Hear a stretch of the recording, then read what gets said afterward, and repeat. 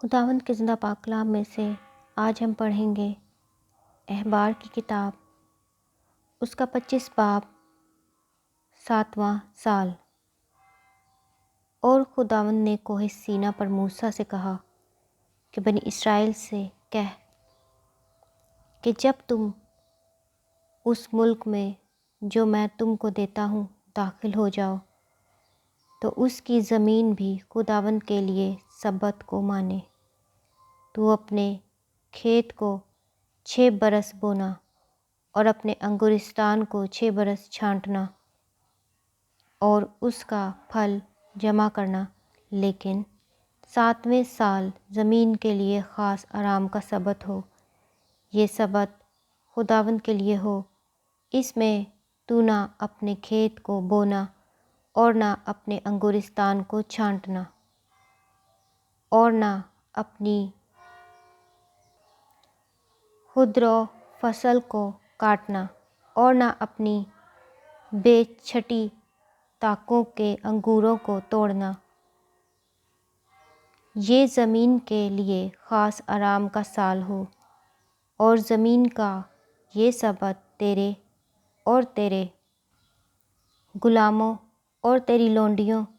اور مزدوروں اور ان پردیسیوں کے لیے جو تیرے ساتھ رہتے ہیں تمہاری خوراک کا باعث ہوگا، اور اس کی ساری پیداوار تیرے چپائیوں اور تیرے ملک کے اور جانوروں کے لیے خورش ٹھہرے گی۔ واگزاری کا سال۔ اور تو برسوں کے 7 سبتوں کو یعنی 7 گنا 7 سال گن لینا۔ تیرے حساب سے برسوں کے 7 سبتوں کی مدت کل 49 سال ہوں گے۔ تب تو 7ویں مہینے کی 10ویں تاریخ کو بڑا نرسنگا زور سے پھونکوانا۔ تم کفارہ کے روز اپنے سارے ملک میں یہ نرسنگا پھونکوانا، اور تم 50ویں برس کو مقدس جاننا اور تمام ملک میں سب باشندوں کے لیے آزادی کی منادی کرانا۔ یہ تمہارے لیے یوبلی ہو۔ اس میں تم میں سے ہر ایک اپنی ملکیت کا مالک ہو، اور ہر شخص اپنے خاندان میں پھر شامل ہو جائے۔ وہ 50واں برس تمہارے لیے یوبلی ہو۔ تم اس میں کچھ نہ بونا اور نہ اسے جو اپنے آپ پیدا ہو جائے کاٹنا، اور نہ بے چھٹی طاقوں کا انگور جمع کرنا، کیونکہ وہ سال یوبلی ہوگا، سو وہ تمہارے لیے مقدس ٹھہرے۔ تم اس کی پیداوار کو کھیت سے لے لے کر کھانا۔ اس سال یوبلی میں تم میں سے ہر ایک اپنی ملکیت کا پھر مالک ہو جائے۔ اور اگر تو اپنے ہمسایہ کے ہاتھ کچھ بیچے یا اپنے ہمسایہ سے کچھ خریدے تو تم ایک دوسرے پر اندھیر نہ کرنا۔ یوبلی کے بعد جتنے برس گزرے ہوں ان کے شمار کے موافق تو اپنے ہمسایہ سے اسے خریدنا، اور وہ اسے فصل کے برسوں کے شمار کے مطابق تیرے ہاتھ بیچے۔ جتنے زیادہ برس ہوں اتنا ہی دام زیادہ کرنا، اور جتنے کم برس ہوں اتنی ہی اس کی قیمت گھٹانا، کیونکہ برسوں کے شمار کے موافق وہ ان کی فصل تیرے ہاتھ بیچتا ہے۔ اور تم ایک دوسرے پر اندھیر نہ کرنا، بلکہ تو اپنے خدا سے ڈرتے رہنا، کیونکہ میں خداوند تمہارا خدا ہوں۔ 7ویں سال کا مسئلہ۔ سو تم میری شریعت پر عمل کرنا اور میرے حکموں کو ماننا اور ان پر چلنا، تو تم اس ملک میں امن کے ساتھ بسے رہو گے، اور زمین پھلے گی اور تم پیٹ بھر کر کھاؤ گے، اور وہاں امن کے ساتھ رہا کرو گے۔ اور اگر تم کو خیال ہو کہ ہم 7ویں برس کیا کھائیں گے، کیونکہ دیکھو ہم کو نہ تو بونا ہے اور نہ اپنی پیداوار کو جمع کرنا ہے، تو میں چھٹے ہی برس ایسی برکت تم پر نازل کروں گا کہ 3 سال کے لیے کافی گلہ پیدا ہو جائے گا، اور 8ویں برس پھر جوتنا بونا اور پچھلا گلہ کھاتے رہنا، بلکہ جب تک 9ویں سال کے بوئے ہوئے کی فصل نہ کاٹ لو اس وقت تک وہی پچھلا گلہ کھاتے رہو گے۔ املاک کی واگزاری۔ اور زمین ہمیشہ کے لیے بیچی نہ جائے، کیونکہ زمین میری ہے اور تم میرے مسافر اور مہمان ہو، بلکہ تم اپنی ملکیت کے ملک میں ہر جگہ زمین کو چھڑا لینے دینا، اور اگر تمہارا بھائی مفلس ہو جائے اور اپنی ملکیت کا کچھ حصہ بیچ ڈالے تو جو اس کا سب سے قریبی رشتہ دار ہے وہ آ کر اس کو جسے اس کے بھائی نے بیچ ڈالا ہے چھڑا لے، اور اگر اس آدمی کا کوئی نہ ہو جو اسے چھڑائے اور وہ خود مالدار ہو جائے اور اس کے چھڑانے کے لیے اس کے پاس کافی ہو، تو وہ فروخت کے بعد کے برسوں کو گن کر باقی دام اس کو جس کے ہاتھ زمین بیچی ہے پھیر دے، تب وہ پھر اپنی ملکیت کا مالک ہو جائے گا۔ لیکن اگر اس میں اتنا مقدور نہ ہو کہ اپنی زمین واپس کرا لے، تو جو کچھ اس نے بیچ ڈالا ہے وہ سال یوبلی تک خریدار کے ہاتھ میں رہے،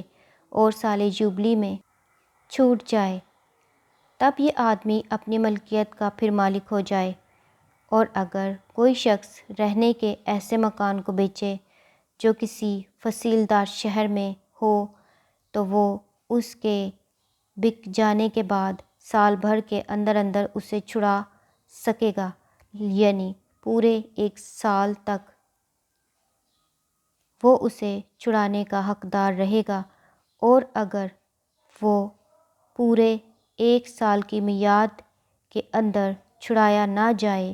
تو اس فصیلدار شہر کے مکان پر خریدار کا نسل در نسل دائمی قبضہ ہو جائے، اور وہ سال یوبلی میں بھی نہ چھوٹے۔ لیکن جن دیہات کے گرد کوئی فصیل نہیں، ان کے مکانوں کا حساب ملک کے کھیتوں کی طرح ہوگا، وہ چھڑائے بھی جا سکیں گے اور سال یوبلی میں وہ چھوٹ بھی جائیں گے۔ تو بھی لاویوں کے جو شہر ہیں، لاوی اپنی ملکیت کے شہروں کے مکانوں کو چاہے کسی وقت چھڑا لیں، اور اگر کوئی دوسرا لاوی ان کو چھڑا لے تو وہ مکان جو بیچا گیا اور اس کی ملکیت کا شہر دونوں سال یوبلی میں چھوٹ جائیں، کیونکہ جو مکان لاویوں کے شہروں میں ہیں وہی بنی اسرائیل کے درمیان لاویوں کی ملکیت ہیں، پر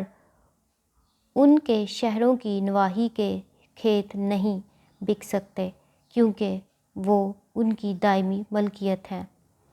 غریب اور محتاج کے قرضے۔ اور اگر تیرا کوئی بھائی مفلس ہو جائے اور وہ تیرے سامنے تنگ دست ہو تو تو اسے سنبھالنا، وہ پردیسی اور مسافر کی طرح تیرے ساتھ رہے، تو اس سے سود یا نفع مت لینا، بلکہ اپنے خدا کا خوف رکھنا تاکہ تیرا بھائی تیرے ساتھ زندگی بسر کر سکے۔ تو اپنا روپیہ اسے سود پر مت دینا، اور اپنا کھانا بھی اسے نفع کے خیال سے نہ دینا۔ میں خداوند تمہارا خدا ہوں جو تم کو اسی لیے ملک مصر سے نکال کر لایا کہ ملک کنعان تم کو دوں اور تمہارا خدا ٹھہروں۔ غلاموں کی آزادی۔ اور اگر تیرا کوئی بھائی تیرے سامنے ایسا مفلس ہو جائے کہ اپنے کو تیرے ہاتھ بیچ ڈالے، تو اس سے غلام کی مانند خدمت نہ لینا، بلکہ وہ مزدور اور مسافر کی مانند تیرے ساتھ رہے اور سال یوبلی تک تیری خدمت کرے۔ اس کے بعد وہ بال بچوں سمیت تیرے پاس سے چلا جائے اور اپنے گھرانے کے پاس اور اپنے باپ دادا کی ملکیت کی جگہ کو لوٹ جائے، اس لیے کہ وہ میرے خادم ہیں جن کو میں ملک مصر سے نکال کر لایا ہوں، وہ غلاموں کی طرح بیچے نہ جائیں۔ تو ان پر سختی سے حکمرانی نہ کرنا، بلکہ اپنے خدا سے ڈرتے رہنا، اور تیرے جو غلام اور تیری جو لونڈیاں ہوں وہ ان قوموں میں سے ہوں جو تمہارے چوگرد رہتی ہیں، انہی میں سے تم غلام اور لونڈیاں خریدا کرنا، ماسوا ان کے ان پردیسیوں کے لڑکے بالوں میں سے بھی جو تم میں بود و باش کرتے ہیں، اور ان کے گھرانوں میں سے جو تمہارے ملک میں پیدا ہوئے اور تمہارے ساتھ ہیں، تم خریدا کرنا، اور وہ تمہاری ہی ملکیت ہوں گے، اور تم ان کو میراث کے طور پر اپنی اولاد کے نام کر دینا کہ وہ ان کی موروثی ملکیت ہوں۔ ان میں سے تم ہمیشہ اپنے لیے غلام لیا کرنا، لیکن بنی اسرائیل جو تمہارے بھائی ہیں ان میں سے کسی پر تم سختی سے حکمرانی نہ کرنا۔ اور اگر کوئی پردیسی